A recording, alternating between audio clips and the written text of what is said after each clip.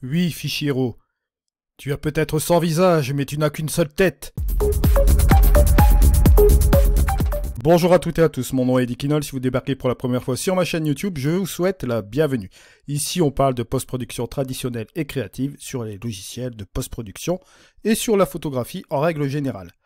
Aujourd'hui, on va parler d'un sujet très intéressant. On va parler du fichier RAW. On va parler du dématrissage aussi également, d'accord. Et on va un petit peu chasser les fausses idées du fichier RAW. Je vais un peu vulgariser tout cela pour un peu simplifier les choses. Puisque bon, en logiciel de post-production, bien sûr, je vous ai déjà élaboré des choses, bon, toujours traité avec un fichier RAW.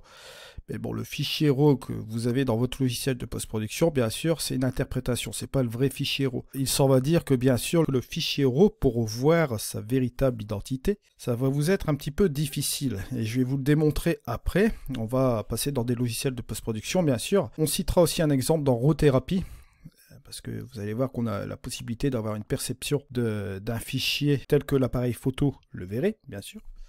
D'accord, sans dématrissage, on a la possibilité de le faire dans RAW Therapy. On verra tout cela après. Alors, pour élaborer bien sûr une image, vous savez que sur votre capteur, vous avez des photosites. Ok. Sur ces photosites, que se passe-t-il? Ils sont sensibles à la lumière. Bon, ils sont tous identiques, bien sûr. On les calcule par millions. Ok.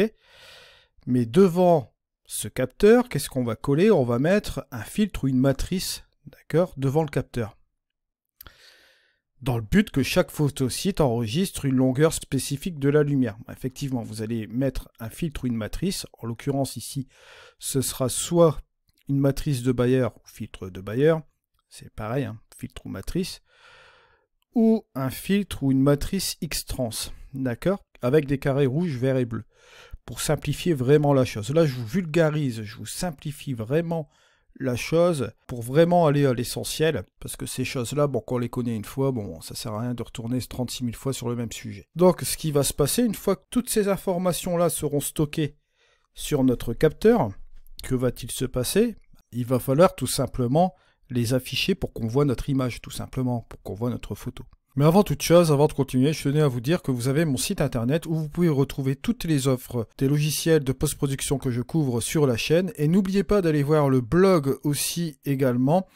J'ai regroupé ici toutes les dernières offres des logiciels de post-production, bien sûr, ainsi que Miss Numérique, le matériel de photographie également. N'oubliez pas que Cyberlink Photo Director 12, vous avez l'abonnement qui est à 37,99, soit 3,17 par mois. Très important parce que je vais lancer une formation sur Cyberlink Photo Director 12. Je n'oublie pas bien sûr les autres logiciels, notamment Capture One Pro 21, ON1, bon Exposure, je reprendrai aussi quelques tutos ici également. Et bien sûr, ACDC, on va reprendre aussi les formations bientôt. Hein. Je reprends un petit peu l'ensemble des logiciels de post-production sur différents formats, sur différentes vidéos. N'hésitez pas à vous rendre aussi sur les anciennes vidéos de la chaîne YouTube. Dimanche dernier, j'avais fait le test des performances sur les logiciels, sur mon PC, et j'avais fait une révélation sur Skyloom et les luminaires. Ici, j'avais fait l'annonce de Capture One Pro 22 et j'avais fait un petit tuto avec une photo vieillie.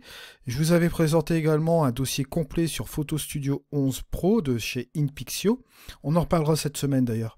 Je vous ai fait un nouvel épisode sur Luminaria et sur comment créer un modèle pour lumière dure, et là je l'ai fait sur un TIFF. Vendredi j'avais fait un petit short, j'étais en train de faire des petites photos pour les prochains tutos. Hier soir j'ai publié une vidéo tardivement, c'est sur Photo Director 12, je vous explique les avantages de l'abonnement 365, vous allez voir que c'est pas mal. Je vous présente aussi l'outil bibliothèque qui est vraiment complet, c'est une introduction rapide avant de faire la vraie formation, et un cas pratique avec la réalisation d'un panorama horizontal, et j'ai fait aussi forcément l'annonce de la formation Photo Director.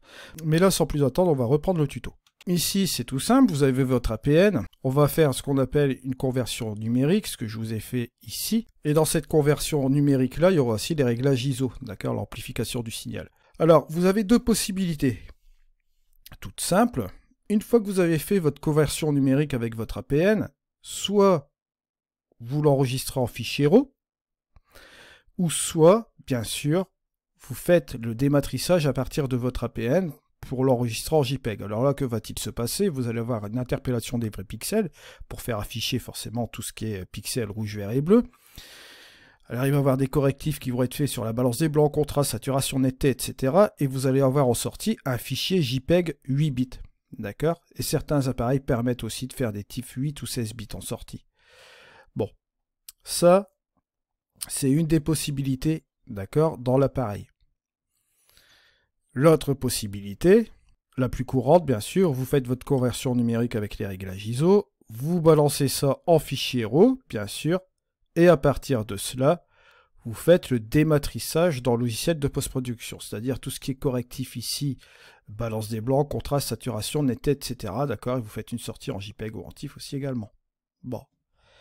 Mais en aucun cas, jamais, alors jamais, au grand jamais, en aucun cas, le fichier RAW, vous pourrez le voir de vos propres yeux, à part quelques logiciels dont je vais vous montrer ici avec RAW-thérapie, mais vous verrez que ça n'a aucune importance et ça ne sert pas du tout en photographie de voir la tête du fichier RAW. Vous ne pourrez pas travailler avec sans phase de dématrissage, il est inutilisable tout simplement. Donc vous êtes obligé de passer par un logiciel de post-production pour faire un dématrissage, ou forcément par votre APN aussi. Pareil, la petite image que vous voyez à l'arrière de votre APN, par contre là c'est un JPEG, d'accord? Et c'est pour ça qu'il y a un écart entre l'histogramme du JPEG de l'arrière de votre appareil photo et celui du fichier RAW.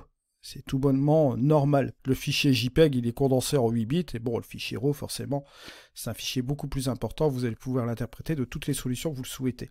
Dans ce fichier RAW, bien sûr, vous avez le fichier JPEG, qui permet d'avoir une prévisualisation aussi de votre photo. Maintenant, on va passer dans un cas concret, et on va aller directement dans RAW-thérapie. Bon, alors, RAW-thérapie, voilà mon image. Ici, on est là comme cela.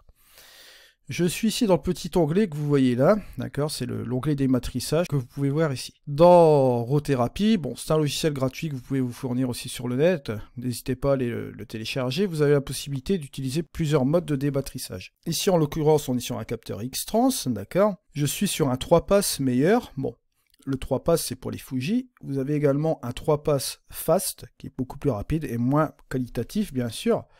Pour voir la qualité de votre dématrissage, il vous suffit de faire un double clic ici pour voir un 100% pour voir ce que ça donne ici au niveau de votre photo. D'accord. Petite occasion aussi, hier j'étais assis sur ce petit banc là avec Nancy, c'était vraiment fort agréable. Alors, ici comme vous voyez, bon, on est en 3 passes. Voilà, meilleur, bon, tout se passe bien. Maintenant, l'avantage ici de RAW-thérapie, vous pouvez le faire aussi dans Darktable, j'ai oublié de vous le dire, vous avez la possibilité de voir le fichier RAW, ce qui s'appelle sans dématrissage.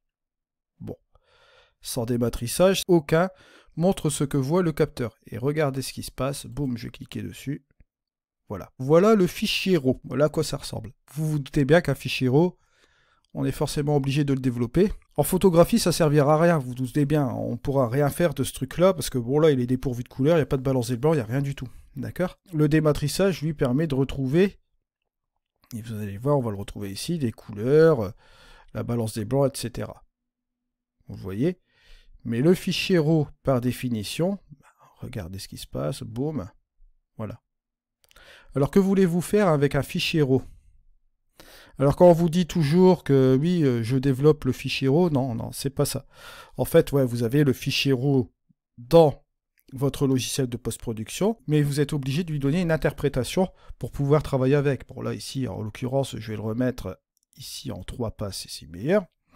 Voilà, fichier dématricé, à partir de cela, vous allez commencer à le retravailler. Vous voyez un petit peu, il lui faut une base quand même pour travailler, il faut quand même une interprétation. Le fichier RAW, il faut bien comprendre un truc, c'est que c'est une combinaison de beaucoup de données, d'accord?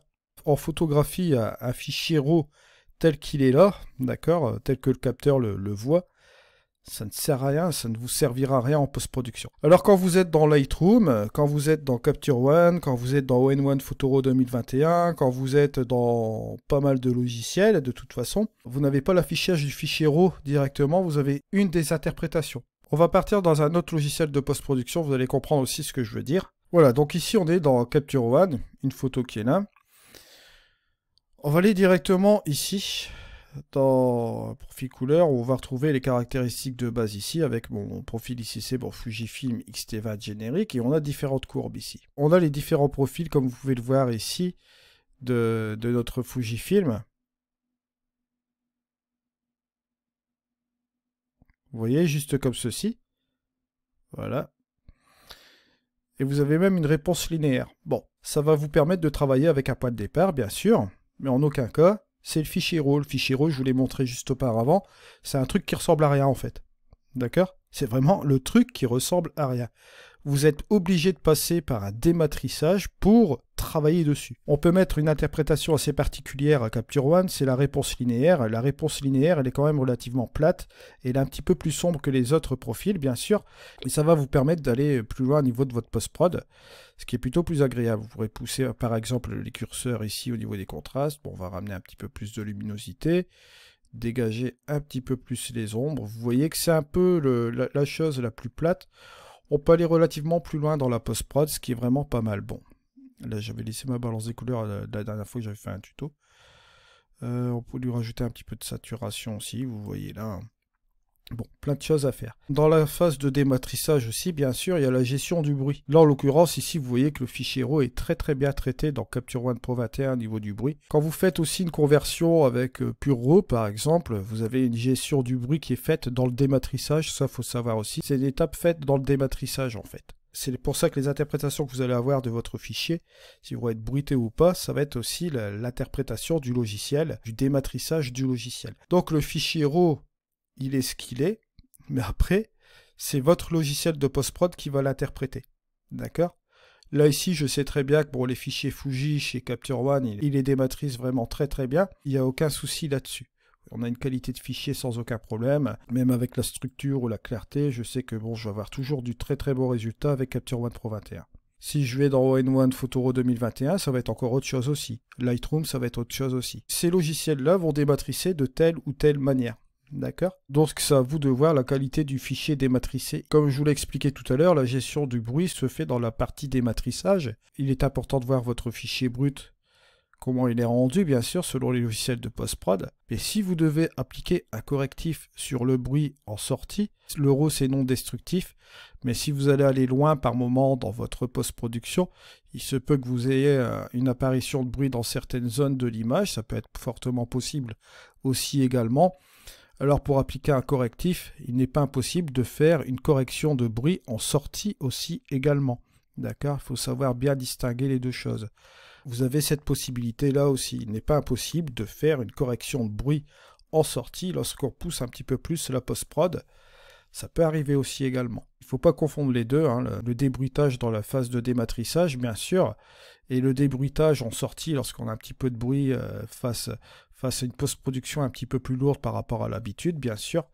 Donc, bien sûr, il faut le savoir. Sur un logiciel de post-prod, ce sera une sortie soit JPEG, soit TIFF, soit PNG, tous les formats de fichiers inimaginables, bien sûr.